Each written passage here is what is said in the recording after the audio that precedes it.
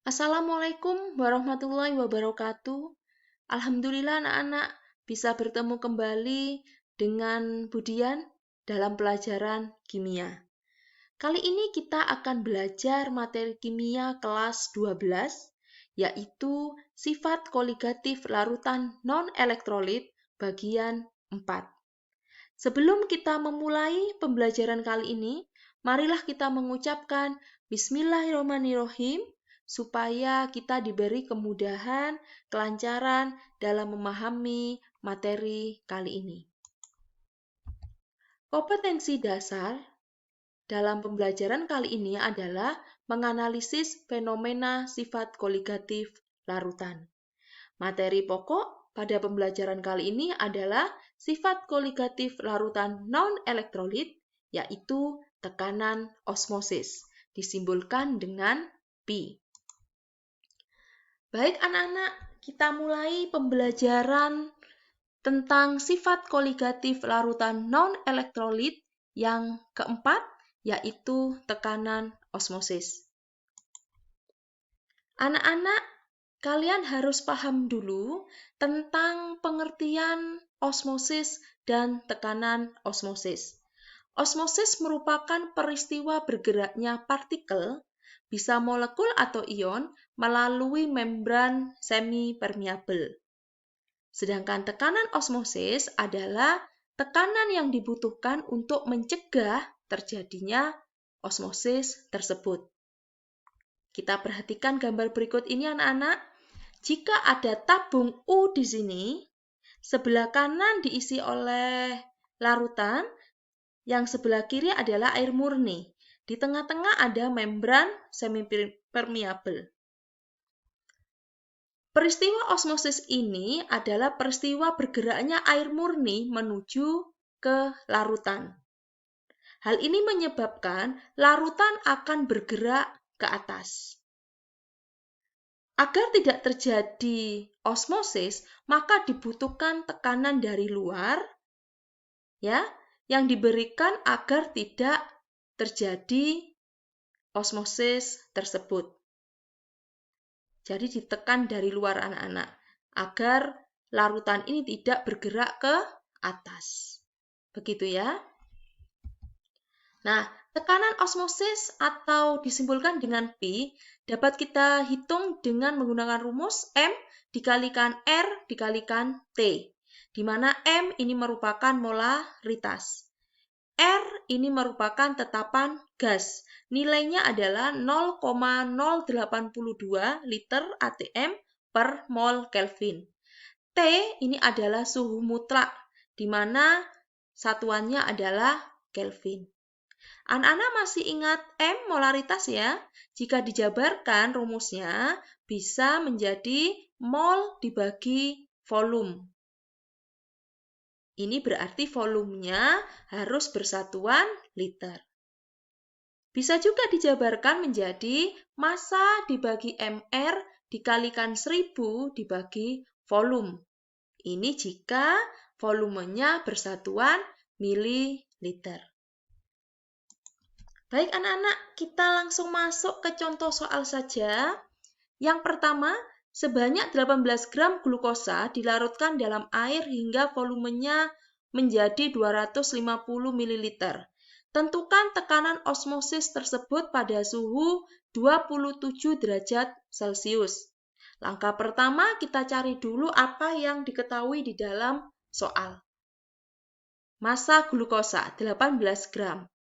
Volumenya 250 ml. Suhunya 27 derajat Celcius, jika dijadikan Kelvin maka ditambah dengan 273. R nilainya 0,082 liter atm per mol Kelvin. Kemudian MR glukosa 180 gram per mol. Yang ditanyakan adalah tekanan osmosis atau P. Langkah berikutnya anak-anak, kita tuliskan dulu rumusnya. P sama dengan M dikalikan R dikalikan T.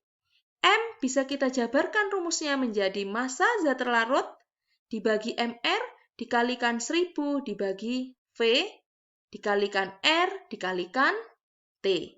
Baru setelah itu angkanya kita masukkan. Massa zat terlarut 18, ini ya. Kemudian MR-nya 180, ini. Volumenya 250 ml. R-nya 0,082. Suhunya 300. Nah, setelah itu baru kita hitung anak-anak. Sehingga ditemukan hasil yaitu 9,84 atm. Bagaimana anak-anak? Mudah ya? Semoga kalian paham ya. Kita masuk ke contoh soal yang kedua anak-anak. Tekanan osmosis yang mengandung 45 gram sukrosa per liter pada suhu 0 derajat Celcius adalah 2,96 atm. Tentukan massa molekul relatif sukrosa tersebut. Langkah pertama, kita cari dulu apa yang diketahui di dalam soal. Pi 2,96 atm. Ini ya. Kemudian massa sukrosa 45 gram. Volumenya per liter ini ya, berarti volumenya 1 liter atau 1000 ml. Suhunya 0 derajat Celcius dijadikan Kelvin berarti ditambah dengan 273. R 0,082 liter atm per mol Kelvin. Yang ditanyakan massa molekul relatif atau MR. Langkah berikutnya anak-anak, kita tuliskan dulu rumusnya. Pi sama dengan M dikalikan R dikalikan T. M kita jabarkan menjadi massa dibagi MR dikalikan 1000 dibagi V dikalikan R dikalikan T. Setelah itu kita masukkan angkanya. Pi 2,96. Massa zat terlarut 45. MR yang kita cari. Volumenya 1000 ml. R 0,082. Suhu 273. Sehingga kita hitung, ditemukan hasil bahwa massa molekul relatif sukrosa tersebut adalah 340 gram per mol.